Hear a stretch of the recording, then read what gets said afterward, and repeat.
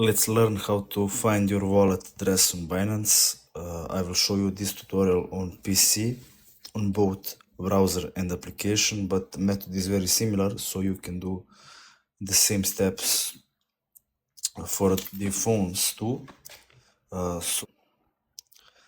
So first let's go on starting page for the application.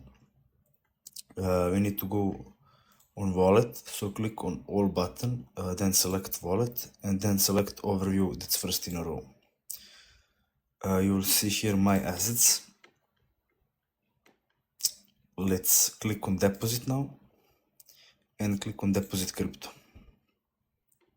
This will lead you to a new page.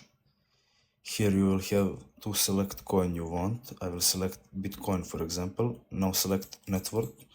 Again, I will select Bitcoin network, and this will be your deposit address. Everything here will be your address, so you can copy it. You can copy this, and you can screenshot or take QR code with you. To do this on website, method is the same. Go to Binance website,